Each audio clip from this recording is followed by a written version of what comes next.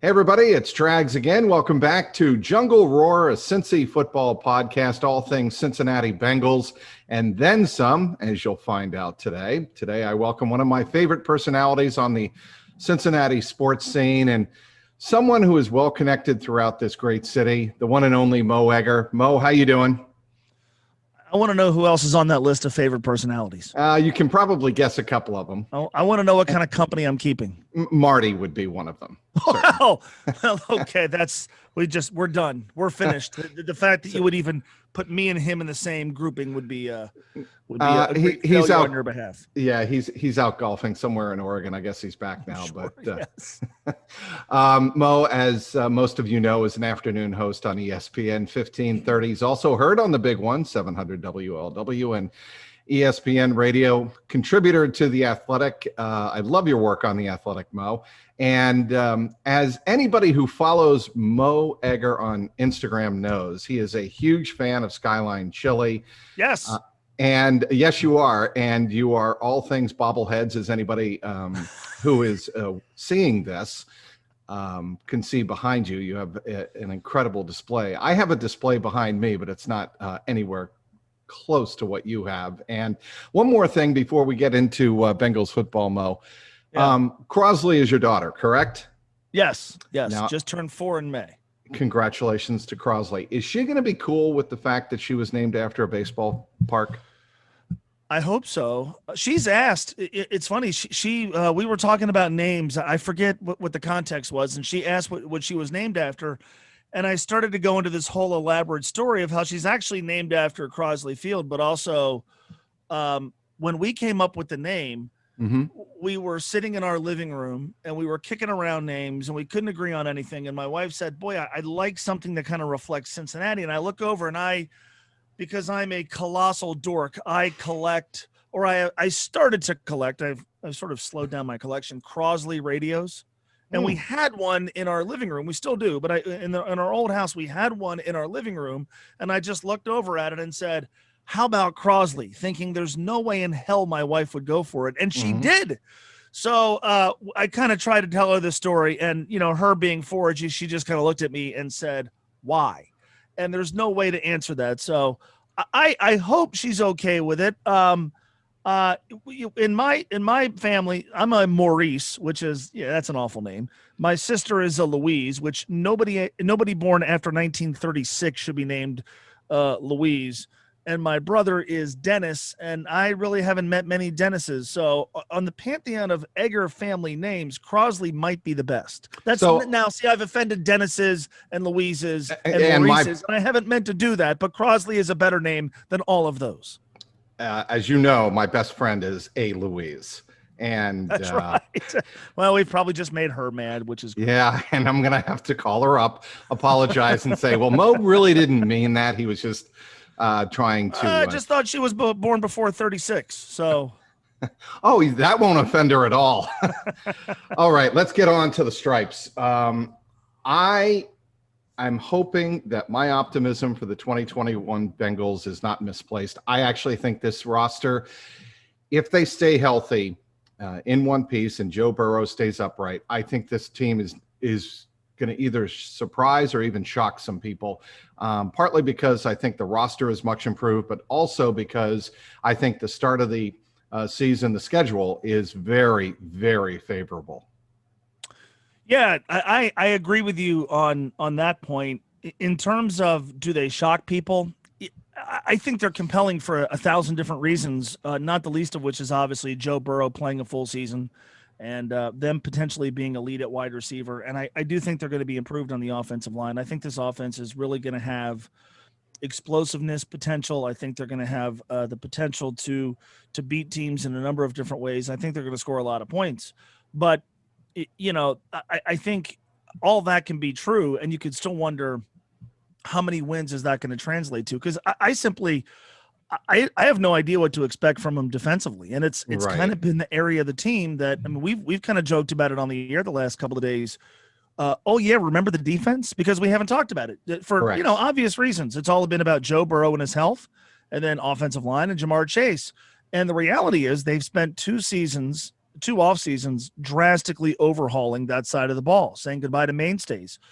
Geno Atkins and Carlos Dunlap and Carl Lawson, William Jackson III, saying goodbye to really good players and replacing them with guys that might be okay. The good news is it's not like they have to have a top 5 defense. They don't have to be the 2015 team, which was second in the NFL in points per game allowed by 1/10 of a point. That's not needed.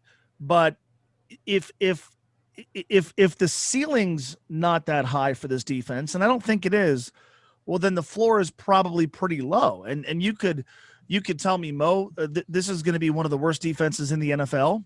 That seems plausible. You could also convince me because of I think the improvements they've made on the interior of the defensive line. I think to a degree, I agree with the theory that they've bolstered the overall quality of the secondary, even if they said goodbye to William Jackson III. It's just sort of a matter of quantity over quality, and that's going to translate into maybe more turnovers, better pass coverage on the back end. You could sell me on that, but we don't know. We don't know if Lou Anarumo's good as a defensive coordinator. We don't know how the pass rush improves when they said goodbye to Carl Lawson.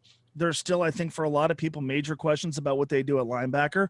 They're going to probably start 3 cornerbacks, neither of whom played it down for the Bengals last year, one of whom didn't play it down for anybody last year, in Trey Waynes. Right. The questions right now outweigh the answers. If those answers we get are answers we like, then yeah, I think this could be a team that wins more than it loses. If the answers are answers we don't like, then I struggle to think that this team can shock people, and they're going to leave a lot of games there for the taking that they lose, maybe where Joe Burrow does his job and the defense simply doesn't do its. So what I think we overlook so many times is complementary football, and something we didn't take into account last year is they bottom third down conversions offensively and defensively, and that spells death not only for the offense not to put up points, but when it's like, with the Reds exposing their bullpen when you don't get good starting pitching, right? Mm-hmm. Well, when the offense doesn't stay on the field, doesn't get extend drives on third down, you're exposing your defense. And I think when I look at that defense last year, that's what I think they really got burned, is they wore down. They really wore down in Zach's first year, but they wore down last year as well toward the end of games. They get exposed, and people are looking for reasons why this team can't close out. I talked about this with Dan Horde last week, is when you can't close out games at the end, it's usually because your defense is tired. And I think that the offense has to do a better job of converting third downs and extending drives. And a big part of that's not only Joe Burrow, a huge part of that is Joe Mixon running the ball effectively behind an offensive line that's got to be better. Yeah, you talk about something else that we really haven't spent much time on. In a normal offseason, I think we would have obsessed over Joe Mixon's health, right? Because he got injured week 5, early in the year. Yep. Yeah, in Indy. And before then, it's not like he had played very well, so we barely spent any time on him. We probably talked more about Giovanni Bernard leaving than Joe Mixon coming back from a season-ending injury. And you talk about somebody that I feel like the onus should be squarely on. A year ago at this time, we were debating the merits of giving him a long-term contract extension. We were wondering, is there going to be some sort of holdout? Is there going to be some sort of camp distraction? Do you really pay a running back in this day and age? Do you pay a running back in Joe Mixon, who, let's face it, there's a lot that he does, but there's a lot that he doesn't do because they have Giovanni Bernard. Well, what have they done? They paid him, and then they said goodbye to Gio, and they basically told Joe Mixon, you're going to be the guy. You're going to be in charge of being, better at picking up the blitz. We're going to put you in, play you 3 downs. A lot of the Giovanni Bernard responsibilities are going to be on you. That's why we paid you. And so, they didn't get, and last year was technically not the first year of the new contract, but this year, yeah, you're looking at somebody. Was I right about that? They drafted him in 17, 18. Hold on a minute. So last year would have been year 5, right? So it would have been 17. He was second round pick in 2017. Right. So 17, 18, 19. Last year was the fourth year, so he was still on his high schools in Kentucky did not afford me a chance to be good at math. Yeah, there you go. No, so but I mean, this is where he has to start delivering on the return on investment there. And let's face it, week 2, what did the Bengals do last season? They had Joe Burrow throw it 61 times. You can't do that. Right. You have to do that if you can't run the ball effectively.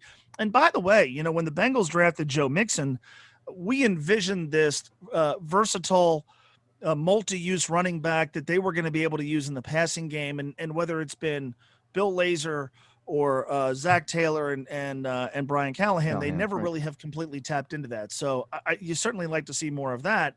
But yeah, I mean, in a normal year, Joe Mixon would be the guy that we spend all offseason talking about. And now here we are, the money kicks in. He's a central part of this team. They're not as deep at running back, at least with familiar names, and they can't have Joe Burrow back there heaving it 45 times. So no. And well, here, to me, if you get Joe Mixon taking over games, that is going to not only save the defense, but it's also going to allow Joe Burrow to be infinitely more effective back in the pocket, and you can run play action. One thing, and I wanted to bring this up at the luncheon on Monday, the media luncheon, was how important will Joe Mixon be to protecting Joe Burrow? Everybody talks about the offensive line, but if you can run the ball, defenses can't pin their ears back. I mean, you're throwing it 61 times, like you said, in that Thursday night game in week 2. Defenses are pretty much getting the green light early in the season that the Bengals aren't committed to running the ball.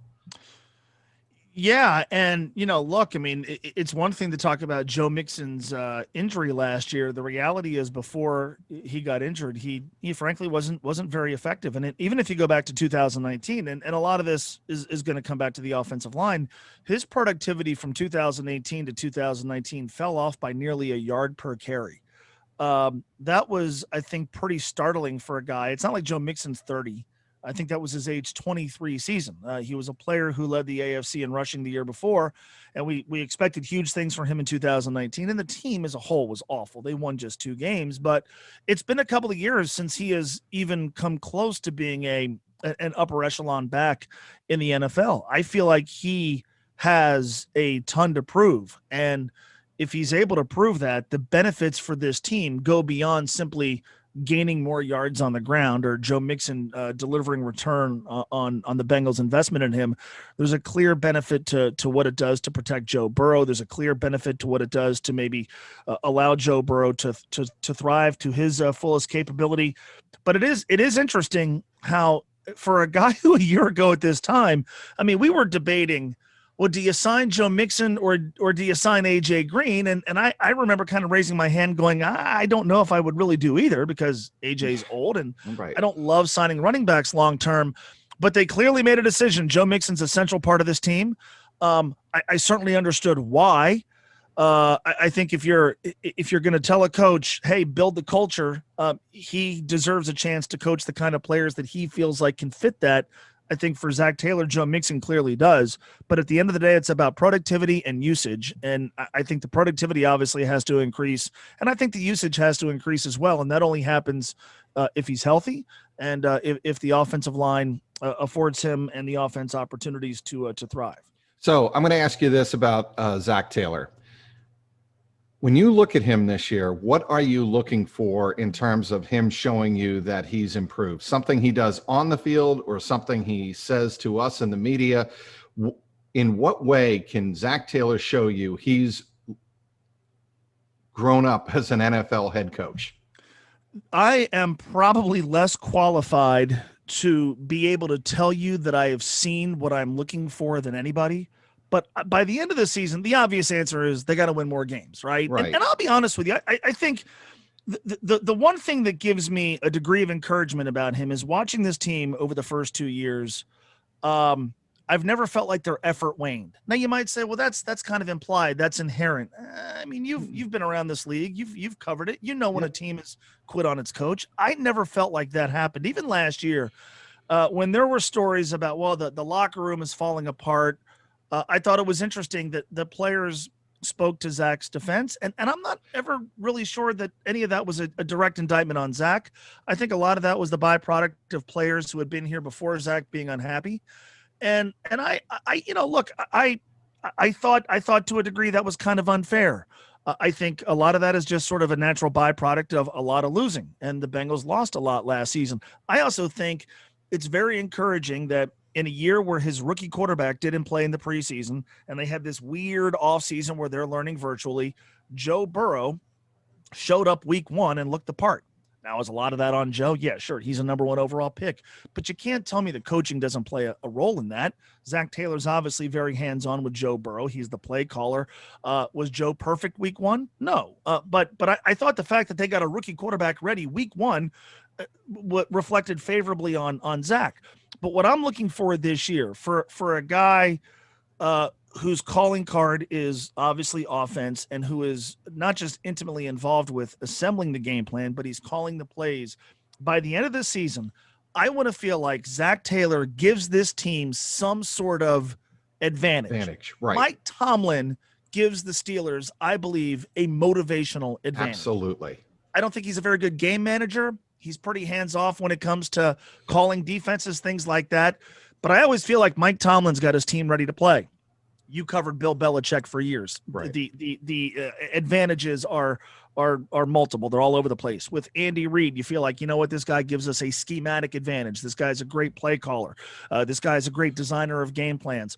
I want to feel like in some way the Bengals have an advantage because of Zach Taylor. And my guess is that is most likely to be a schematic advantage. Hey, this guy with his quarterback and a good group of weapons and an improved offensive line, here is what the marriage between Zach Taylor and his quarterback can accomplish. And most people are going to give that credit to Joe Burrow, and I probably will too. But I'd like to walk away from this season not just seeing a significant increase in wins, but I'd like to be able to say, here's where Zach Taylor gives them an edge. Because I feel like the teams that win or that are most competitive every single year, there's some sort of edge. I felt like after year 1, Brian Flores in Miami gives the Miami Dolphins some sort of edge. A guy, you're motivational, well, a lot like Mike Tomlin. Yeah, motivational.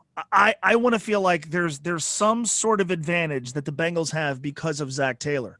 And to me, it's the central question of the entire year, right? Like we're still going to be all in on Joe Burrow at the end of the season. Are we all in on the coach? Most importantly, is Mike Brown all in on the coach? And I think the answer for all of us is going to be yes. If by the end of the season, you can point to Zach and go, he gives the Bengals an edge over their opponent most weeks because he does fill in the blank. I want him to fill that blank in. Well, and I asked this on Monday to both Mike Brown and Zach Taylor and Duke Tobin also.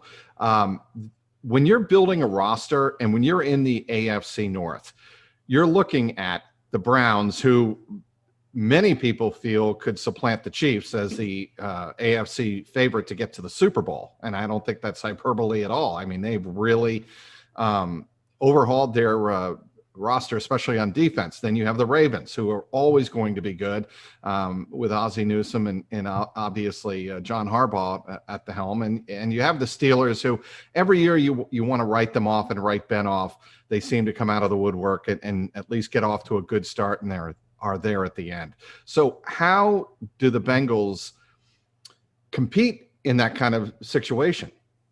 I mean, how do they, convince Mike Brown that, look, we may not get to double digits, but there's still hope for us going forward to compete in this division? Win some of those games head-to-head against division opponents, right? I mean, you got to be more competitive against Baltimore. They played them twice. The last game, was week 17, season was over. But when they played them up there, that was embarrassing, and It was dangerous for Joe Burrow. They looked that is maybe the only time over Zach's first 32 games where I really wondered, okay. And the reason is simply this. They talk all week long about, we're ready for the blitz. Blitz is coming. We know it. And then they show up on Sunday and it looked like they had no concept of how to stop a blitz or even that the Baltimore Ravens were going to do that. And they were, at the time, the most blitz heavy team in the NFL. And I remember watching that going, God, Zach, you talked a lot about, hey, we got to be ready for the blitz. Did you practice that? I think it starts with that. I think to beat those teams head to head, to be more competitive with those teams head to head. I mean, let's face it, they're never really going to take significant leaps forward toward the postseason until they're more competitive in this division. Number one, those are measuring stick type teams. Right. All three of them made the postseason last year. Number two, just do the math. you start losing more often than not in your division, and you face an uphill battle and trying to get more wins than losses. So I think it starts with that. And then there's sort of a trickle down from there. I think you can make the argument the Bengals, at least by the end of the year, and maybe even now, I don't know, have the best quarterback in the division. That might be a leap for some, but I don't think it's that huge of a stretch. Do they have the best coach? Can't say that right now. Kevin Stefanski was awesome last year. Yeah. Harbaugh and Tomlin are both going to Canton. Organizationally, the Steelers, they're never awful, man. They're the St. Louis Cardinals. When they're down, they go 8-8, Yeah.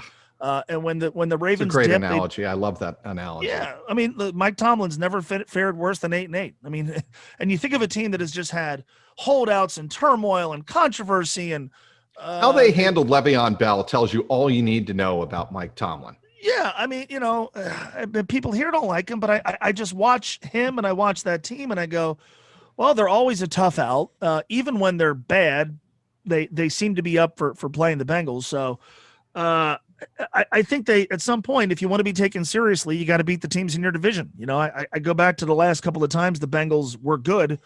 In 2005, as long ago as it was, they went to Heinz Field and won. Yep.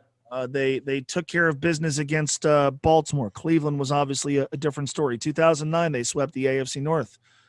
Something like that is probably not realistic, but I mean that's when things change, when they started to, especially because specifically against Pittsburgh and Baltimore, not only do they lose the physical battle. Yes. They get manhandled. They get manhandled in games. I mean, there was a game. This is obviously pre-Zach. I think 2018 maybe. Not even an exceptionally good Pittsburgh team, and they just gave the ball to D'Angelo Williams, and it was like watching a game out of 1982, and they just beat them up. Yep. And it was gain 3 yards, gain 4 yards, gain 3, and it was just, I mean, the 2013 Steelers aren't very good. Bengals go to the postseason. Bengals go to Heinz Field. The Steelers just beat them up. Those teams have always been able to impose their will physically, which is why the game the Bengals played last year, week 15, when Von Bell blasted Juju Smith-Schuster, as a fan, yes, that was cathartic, but you clung, as a Bengals fan, you're always clinging to these little morsels that you think are going to provide some sort of sustained hope. You clung to that and thought, okay, maybe that's the turning point in this series, where instead of Pittsburgh being the aggressor, from a physical standpoint, the Bengals can at least match it. And I know that sounds Neanderthalic, and I know that's not very. Football's a violent game. It's a physical game, Mo. You have to exert your superiority physically, or you have no chance, especially in a league like the NFL. Well, and then specifically those games against Pittsburgh, it always feels like they bring a level of intensity.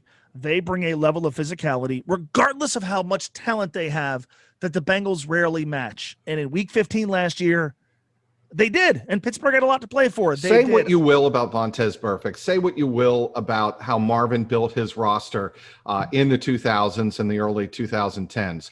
But part of their mentality was, we cannot get bullied. And sometimes those teams went over the edge, right? I mean, they went over the line. There's no question about that. And Burfict is the number one example of going over the line. But when they showed up, they knew that the team on the other side, especially if it were the Steelers, Browns, or Ravens, these Bengals are going to fight us. They're going to be street fighters. And, the last couple of years, that street fighting mentality has not been there. And, the Bengals have to find a way with a team that is built around an aerial offense. How are they going to be physical? And to me, that starts in the trenches on both sides. You've got to be able to run the ball, pound people, punish people running the ball, not all the time, but occasionally. And you've got defensively, you have to push the pocket back into the passer. And you have to find a way, even if you are going after a guy like Lamar Jackson who can extend the pocket and run around back there, you have to find a way to punish Lamar Jackson eventually. Yeah. And there's two different types of quarterbacks at this stage, at least at this stage in Ben's career.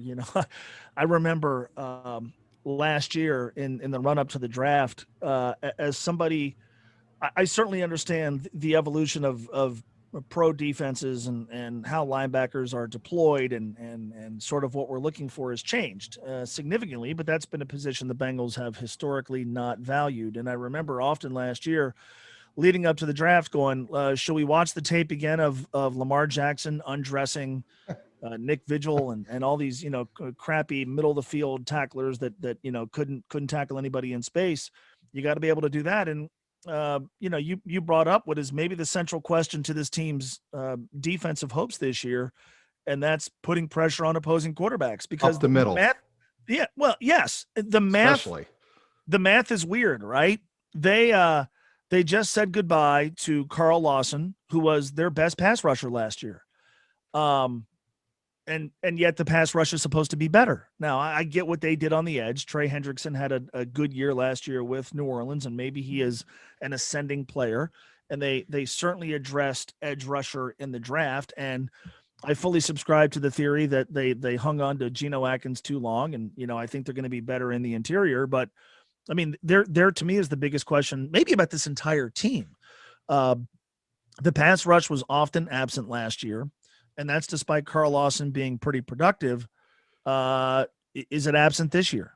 And if the answer is no, well, then this defense takes a major step forward. If the answer is yes, that could be rough. So, but what they've done is really interesting because, again, we don't have a good pass. It's like a team. Well, we don't hit many homers, and our biggest slugger just left in free agency, but we're going to hit more home runs. It's not the best apples to apples comparison, but I watched Carl Lawson last year. Mo, just to jump in there, football is much more complimentary, as you know. Yes, and sure. You rely on other people around you to do their job. In baseball, it's really one-on-one. It's pitcher against batter. And that's why I think that analogy is. But mathematically, it's, I often watched Carl Lawson last year and said, this guy is irreplaceable. And, well, they're trying to replace him. Now, Trey Hendrickson, again, was productive last year. We can dive into the context of his sack total and all that. But does the pass rush improve with, I think, a beefed up interior and different guys on the edge? I hope the answer is yes. I think the answer is going to be yes, because I do think they're going to be so much better on the inside. But it is one of the most interesting questions I think about this team this year. I love the Sam Hubbard extension. I mean, look, maybe that was a no-brainer, right? But what he's shown in his first couple of years with the Bengals, to me, that's a no-brainer. You've got to have a guy like that, a leader. He is clearly a leader in the locker room on the defense. And I think to extend him 4 years, $40 million, that was a no-brainer. I think extending Jesse Bates is maybe not as much of a no-brainer, but pretty close. And you've got to be strong up the middle, even though obviously Hubbard's an edge, but you've especially in your secondary, you have to be strong over the middle. You have to have a guy who can read the defense, call the plays, and I think he can do that at an exceptional level. Yeah, he's right now. I mean, Joe Burrow will change this conversation. Jesse Bates is the best player in this team. He's clearly the best player in the defense, and what a draft pick. When you have stars in their prime, you got to figure out a way to keep them. And the Sam Hubbard thing was perfect because did they overpay? Not by any stretch. I saw the average annual value will make him like the 27th highest paid defensive end in the NFL. Seems to me like that's about where he is. It still feels like he has a lot of upside. He's great against the run. It was a value signing. The Bengals have gotten really, really good at that. Value signings. Is he ever going to be your best edge guy? God, I hope not. But can he kind of fit in a very good group of defensive linemen? Absolutely. Yeah, but you've seen guys like that in the NFL. His motor is so high, and I think it really accounts for or compensates for some of the pure pass rushing skills that he may not have to overpower the guy in front of him. And Lou Anarumo was making that point on Monday is you've got to be able to somehow, some way beat the guy in front of you. And when you watch film of Sam Hubbard, he does that more often than not. Yeah, no, very good draft pick. Fun that he's a local guy and all Right. that, and Moeller. and I think a guy that still has a lot of upside, especially if the talent around him improves. And let's face it, to a large degree, when he's been on the field, he's kind of been out there on an island. And so now with hopefully again on the inside, I think they're going to be better with Ogunjobi and DJ Reader playing a full season. With the position group being bolstered this offseason. Hopefully that brings out the best in Sam. But again, I could not agree more. Very good signing, and kind of the good, solid signing that, say what you want about this franchise, the Bengals have typically been involved in. They do not overpay, and they certainly did not with Sam. I totally agree with that. And I think the Bengals are capable of double-digit wins. I don't think it's going to be necessarily 13. I wrote a couple of weeks ago that they're going to go 13-4, and that's the best case scenario. I think it's more realistic that they shoot for 10 or 11, and if you get 11 and go 11-6, right, that to me is going to be right on the fringe of the playoffs, and that's what I think the realistic ceiling for the 2021 Bengals is. It's it's funny. I think it's going to be fun this year to sort of wrap our brains around, okay, is 11-6 a playoff team because with the added game? But no, right. I think that's about the ceiling. I think that's, ceiling is always best case, and best case is never most likely. But, I think they're about an 8-win team, maybe 9-win team. They're going to score points. They're going to be explosive. I do believe their offensive line is going to be better. I think Jonah Williams has a chance to be one of the breakout players in this league. They need him to be. I mean, his name came up Monday also. I mean, he absolutely, when Mike Brown is mentioning Jonah Williams, there's obviously a thought throughout the entire organization that he's ready to burst out and become a dominant, offensive. And a guy that from the jump, they've had just an incredible amount of terrible luck, of confidence. And terrible luck. But I mean, again, 2 years ago, they draft him. They don't trade up to take Devin Bush. They thankfully pass on taking Dwayne Haskins, and instantly they install him as the starting left tackle. This wasn't one of those deals where it's like, well, we're gonna work him in at any position at all 5 positions, and he's the starting left tackle. It didn't work out because he got hurt during OTAs. Threw him right back there last year. Throwing him right back there this year. They have an extraordinary amount of confidence in him, but he's got to stay healthy, first of all, and then he's got to start playing like the 11th overall pick, and they feel like that he can. I mean, I think there are a few players on the roster that it feels like they have as much confidence in as Jonah Williams. So this is the year where it has to start happening. And God, think of the financial upside for him if it does, and then think of the upside for this team if it does. You have been around Cincinnati long enough to know that the image of the franchise has not always been great. Right. Mm-hmm. The public perception has been, I may have contributed to that. Yeah, perhaps. and understandably so on numerous occasions. Yeah. My point here is I think the Bengals, believe it or not, have come around on that and are finally acknowledging that through. I want to get your read on Rule of the Jungle, the brainchild of Elizabeth Blackburn, the granddaughter of Mike, the daughter of Katie. Why what she's trying to do in terms of the image of the franchise, at least reaching out to the fans, is so important. I think it's a big deal. Other cynics may say, we'll believe it when we see it. We'll believe a team that is committed to winning when the team actually wins close games at the end and does things to really entertain the fans at Paul Brown Stadium, like win. But I think it's a big deal.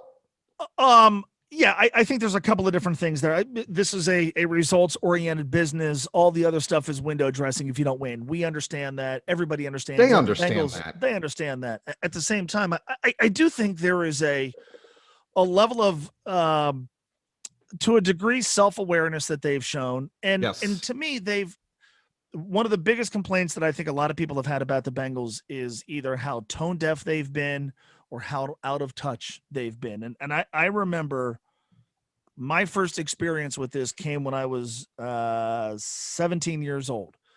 The Bengals beat the Philadelphia Eagles on Christmas Eve. I remember the game. Yes. They were 7-9. Joseph. Well, no, they finished, this is 94.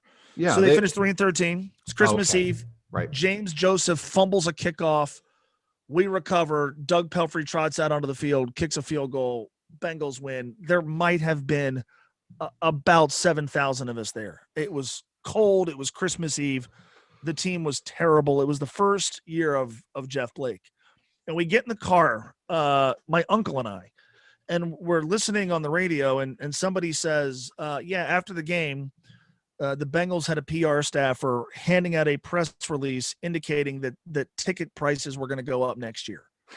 Now, if there's ever a time to not do that, the day of the last game on Christmas Eve when you're rounding out a 3-13 season ain't it. And I remember as a kid in high school going, why would that happen? And that, to me, that's always just kind of set the tone for, as I have followed this franchise, how at times out of touch they've been, out of touch with their public, seemingly incapable of caring about the public. And I could cite so many different examples, but right. I mean, anybody who's familiar with Cincinnati and grew up here, like both of us did, and have been around it, are very, very acutely aware of their image problem.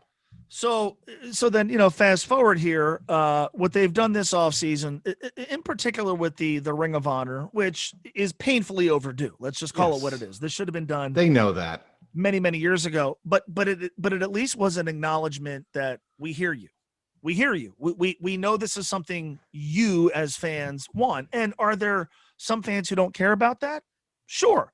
But here's what I've noticed from the standpoint of talking about this team every day. And the Reds have enjoyed this for years. In the middle of the offseason, with the Bengals coming off a 4-win year, piggybacked on top of a 2-win year, instead of just constantly complaining about that, we were debating who should be in the Ring of Honor. How should it be executed? Which Bengals players have been snubbed by the Pro Football Hall of Fame? Bringing up fun memories of some of the guys that have been under consideration.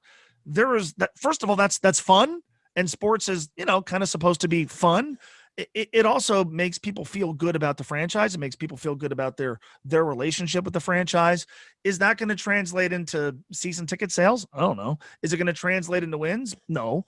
But there is something about making people feel good about what you're doing and making people feel like they're connected to you, like they hear you, like you have a tiny, tiny role in what the franchise is doing. The Reds have been great at this for years, and it feels like the Bengals finally have grasped that concept. Is it all going to evaporate if the Bengals fall flat on their faces on the field this year? Yes. But I also feel like fans at the end of the day, they want, most fans, many fans at least, they want to do more than just sit at home and watch their team. They want a relationship with their team. And I've often felt like the relationship that Bengals fans have with the team, it's been way too one-sided. And I don't feel that way as much anymore. They still have some work to do, but it's gotten so much better. And if you're going to criticize them for what they haven't done, you at least have to acknowledge what they have. And it's been impossible to not acknowledge the things they've done here recently.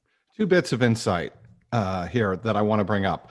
I asked Mike Brown about the significance of the Ring of Honor on Monday and about acknowledging the franchise's history. His answer to me almost took me aback. He's like, we're not about recognizing the history of the franchise. We just want to honor some of the play. And he also said, we're not about recognizing the franchise or my father. It's about the players who played here. Well, obviously, ironically, one of the first 4 inductees is his father, but that told me, spoke volumes about how it is Mike Brown has always viewed history. He's more about, I think, how is the team doing now? And it's not always looking back on what the team has accomplished. The second thing that I want to bring up is he said it in a little bit tongue-in-cheek, okay, Mo, but he said, I have a granddaughter in Elizabeth Blackburn who's not afraid of me and not afraid to go into my office and bring up an idea and explain why it's a good idea. I wouldn't doubt that Elizabeth Blackburn went into Mike Brown's office and said, I really do think the time is now. And I talked to Elizabeth after the luncheon, and she said, look, it's just something that we're trying to instill a faith with the fan base and tell them, reach out to them and say, we are engaged with you. Yeah, and I think it's important. I think it wouldn't surprise me at all. I've had a chance to talk with Elizabeth, and I found her very engaging and very Very. smart. And I love that the Bengals now have like a front office face that's new and younger and Yep. seemingly in touch. It terrifies me that she follows me on Twitter. But it wouldn't surprise me at all if you talk to people behind the scenes of Paul Brown Stadium, not necessarily Mike or Troy or Katie, but who have been made maybe a little uncomfortable by Elizabeth. And I think that's a good thing. I think that's a good thing for this franchise. It's good when somebody comes in and shakes things up and makes people uncomfortable and puts them in positions that they're not used to being in. So I think that's really, really good. In terms of how Mike, about 5 years ago, gave a quote, and I don't recall who it was to. It might have been at the same setting that you were involved in yesterday, where he said, we don't trade on nostalgia. And that to me was very emblematic of just how he grew up and the era that he grew up in. But the shame of that to me is he sat down with Dan Hort for his podcast, and Dan got Mike to tell stories of everybody who was on the Ring of Honor ballot. And it was phenomenal. Yeah. And it wasn't, I played a very tiny snippet of it on the air, and I said, this isn't going to come off good on the radio because Mike is a deliberate speaker and he's not the most effervescent guy, but ignore all that. Listen to the stories and listen to the reverence that he had for so many of those guys. And so I remember listening to that thinking, man, this is the guy who doesn't want to trade on nostalgia and doesn't want to dwell on the past. And yet this guy can speak in reverential tones about some of these players with just instant memory of what some of these guys did. And that sort of contrast was interesting to me. And I'm glad that we're doing this now. And I'm glad Dan, at least to the degree that he could, was able to tap into that, because if there's no Ring of Honor, Dan doesn't do that. Mike doesn't do that. And we as fans and listeners don't get to benefit from it. So I thought that was really, really good. But the reality is they've been a franchise that has often been loath to celebrate individual achievement. They've been a franchise that has often been loath to dwell on its past. And I'm glad that that's shifting. Nostalgia makes people feel good. People remembering their favorite players from when they were kids makes people feel good. People remembering being in the stadium for a certain moment or watching a certain moment with a certain group of people that makes people feel good. And I think there's great value in making people feel good, especially folks that you want to be your customers in some way, shape, or form. So, and I'll wrap up the Bengal portion of this just by saying, when Mike Brown was speaking to us at the end of the luncheon yesterday, I'm like, you know what, Mike, I was saying to myself, Trags, you should just listen to this man, because he's the last direct connection to his old man, to Paul Brown. And I grew up with very reverential memories of Paul Brown as a little kid watching the Bengals in the 70s. And it hit me that, he's taken a lot of arrows over the years, but it's just something that you should appreciate. And I think, he's come around in thinking that as well in terms of the history and what it means to not only him, but the fans of the franchise. I want to get your thoughts on the UC Bearcats. The next 5 to 6 years, as Justin Williams wrote, is going to be fairly important to the Cincinnati Bearcats. Where are they going to wind up, Mo? Yeah, that's a loaded question. I know. Yeah, I mean, I think anybody who speaks with any amount of confidence in when it comes to this question is lying. I mean, I don't think anybody knows definitively. I had on somebody by the name of Matt Brown, who covers basically the off-field aspects of college sports. And he showed up on my radar last year because he was a guy writing about, here's how the football season could unfold during a pandemic, when we had all these questions about, are we going to play? How do you play football socially distanced? All this stuff. So I found his work, and he came on the air with me, and he was great. And so he's written a lot about a lot of things that have less to do with what's happening on the field, like name and likeness legislation and all that. But now with UC, so I got him on, and he wrote about, here's some things happening with conference realignment. And I said, most likely scenario in your mind is, and he said, some combination of schools from the Big 12 and some combination from schools in the AAC. I don't know what that means. I don't know if that in itself is a quote unquote Power 5 league. I don't know. Here's what I can tell you. In 2013, the ACC admitted Louisville and not Cincinnati. And I remember that. Talking with the athletic director at the time, Whit Babcock, on the air, and you could hear the disappointment and resignation in his voice. And I also got the sense that it wasn't just disappointment and resignation with the fact that they didn't get invited. It's, we weren't ready for this. We weren't ready for this from a facility standpoint. We weren't ready for this from an economic standpoint. We aren't in a very good position to be an attractive option for a school looking to expand. I think in 2016, they were in a better spot. And that's when the Big 12 met. They were going to expand, then they didn't. But in 2016, the one thing that kind of loomed over all of this was the football program was kind of a mess. I mean, Tommy Tuberville left it in not shambles, but pretty damn close. Now, here we are. The football stadium and the facilities there are done and fantastic. The basketball arena is finished. The alumni base is engaged. The season ticket base is engaged. And the football program is a jewel. And, you know, I mean, we're dealing with something that we're not used to here. That's a head coach in his 5th season at UC. You kidding me? Who really seems like a very good bet to stay long-term, barring maybe a tiny handful of jobs opening up. That is an asset that UC has not had whenever this has been brought up. Certainly didn't have it in 2013, really didn't have it in 2016, has it now, on top of, you know, some other structural things in the athletic department that I think the school has going for it. So I remember in both in 2013 and 2016 saying, look, you can't control whether someone invites you. All you can control is, you know, is your shop in order? I think UC shop is in order. At the same time, it's, you know, here we tend to be very sort of short-sighted, myopic, whatever the term is. And we think, oh, they're just going to pick UC. Well, I guarantee in Houston, they're having the same conversation about Houston and Memphis. I know they're talking about Memphis, or in Florida, they're talking about UCF. All these other schools are doing what they can to position themselves. But the asset that Cincinnati has going for it right now is the shoulders of the football program are right now carrying the school. Is that going to matter as much as we would like?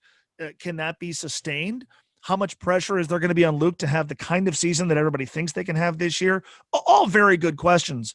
But I do feel like the school is as well positioned for this next wave of conference realignment in whatever form it takes than it's ever been. But at the end of the day, you know, 5 years ago, I had people emailing me every single day telling me the Big 12 was a done deal, and it obviously wasn't. Right. So who knows? Who knows? But I think the school has done a pretty good job of positioning itself. Well, the other improvement I think the school has made, without question, correct me if I'm wrong, is I think the administration, the executive administration of the university is much more behind the athletic department than they were, let's say, like in 2016, 2013, because the biggest criticism, as you well know, Mo, is that the coaches that come through the University of Cincinnati, it's a stepping stone, has always been for decades a stepping stone.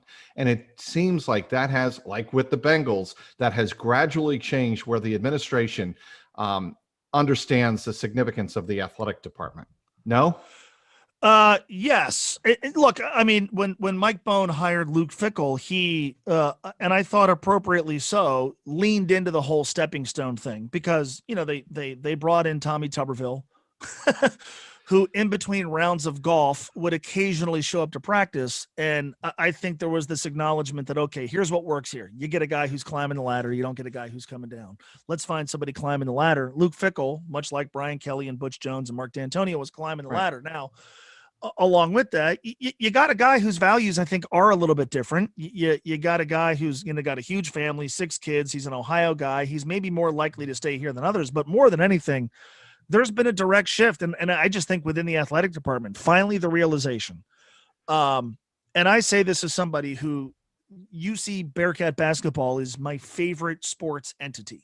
Yes. But everything has to be on the shoulders of football. It does. Right, wrong, or indifferent.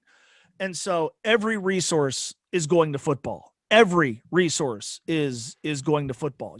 Even what they were going to do with John Brandon, the now removed basketball coach. Well, are we going to be able to do this financially? Because if we can't, that's going to take away from football. What's that going to do to Luke Fickell? They've got to do everything they can to keep him. They've got to do everything they can to boost this football program and make it as high profile and as good and as prominent as possible. And there were folks when Brian Kelly was here who kind of said the same thing. Look, you got your coach. The program has arrived. It matters. People care. It's the crown jewel of the school. And you still had some folks, and I get it, who are like, well, actually it's still a basketball school, right? Bob Huggins, Final Four, Oscar, national championships. Come on, that's the history. That's where the tradition lies. And it certainly does. But everything that was going to be happening, subsequent to Brian Kelly's success at UC was going to happen because of football. Football was going to drive the bus. And I think it took a long time for people at UC to completely realize that. I think right now there's a uniform realization wherever we're going. Everything else is going to come along as long as football can get us there. And the good news is I think football can get them there. I do too, and I just think it's pretty exciting to watch Luke Fickell try to get this team to a playoff position in 2021. I think that if you had told people that even 3 years ago, Mo, they would have rolled their eyes and just said, no way, it's not going to happen. That's a pipe dream. And I just think what they've been able to transform with at UC with regard to their football team is pretty unbelievable, actually. Yeah. I pick on Tommy Tuberville a lot, but I remember his last signing day press conference was almost funereal. They had signed 20 players. One of them was from Cincinnati, and if my memory serves me correct, he was a preferred walk-on. And he basically stood up there and kind of admitted, well, we can't get kids to come here. We can't recruit kids that have Power 5 potential. Local guys, they don't want to come here. What do you want me to do? And I remember like watching that going, we need a new coach. This can't be the most high profile athletic department figure telling everybody, oh, well, we can't win here, which is effectively what he was doing. And the results certainly toward the end spoke for themselves. I am very, very infrequently influenced or swayed by a press conference, but I remember Luke Fickell's introductory press conference going, okay, this guy's not screwing around.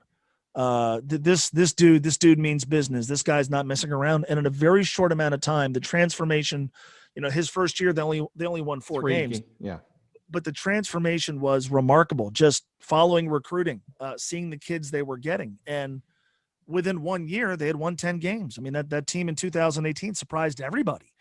And the remarkable thing to me, and this is why I think they're such a unique team, that they've had, for a school, you talked about being a stepping stone. I mean, think about what they've enjoyed. The first 4 years of Luke Fickell, they had the same coach, offensive coordinator, defensive coordinator, and special teams coordinator. That's remarkable. And now coming into this year, you have the same coach, you have the same offensive coordinator, and you have the same quarterback who's been there for more than 30 wins. It's a remarkable amount of continuity with people who have already had success. And that's something that UC football has never enjoyed. And so I think it really could manifest itself in a special season. But the mere fact that we're talking about UC football knocking on the door of the college football playoff, the fact that even if we knew they weren't going to get in, we all watched that show last year, that Sunday when they announced who the 4 teams are, and they had a reporter at Nippert Stadium. I mean, who ever would have imagined that? So that was cool. And the really cool part is it feels like the fun's not going to end anytime soon. I don't owe you one Skyline meal. I owe you about 10. Sold. For doing this. I really do. Can we have them all in 1 week? Because that'll make me meet my quota. You might get some help from my daughters, who are both now going to be in the area. As you know, one a senior at Miami and the other going to be a freshman at UD. You knew that, all right? Yeah, Emma's going to UD? Yes, she boy. is. Oh, wow. I want to ask what that runs you, but I'm not. What is she studying? She is going to be psychology and potentially pre-law. I'm trying to see whether or not a real major. She's not gonna go up there and screw around like me and study radio and television. She's gonna actually study something that can help her later in life. Yeah, and the career path of her dad had something to do with that as well. Yeah. Like we all draw upon our parents' mistakes. One day, my kid certainly do. Well, that's awesome. I'm glad there's another flyer in the midst. That's awesome. I hope she enjoys it. It's a great place. It's a great school. I loved my time there. It's been many years, but I love my time there. Yeah, so it's going to be a great fall of football. And Mo, really, thanks so much for spending an hour of your very busy week with me here on the Jungle Roar. Anytime. You know how to get a hold of me. Want to thank everybody for listening to this episode of the Jungle Roar podcast. Thank our terrific guest, Mo Egger. You can, of course, follow him on Twitter. You should be doing that already. All one word, Mo Egger, EGGER. Listen to him daily on ESPN 1530, and he's also on 700 WLW and ESPN Radio. He also contributes to The Athletic. Again, everybody, thanks for listening.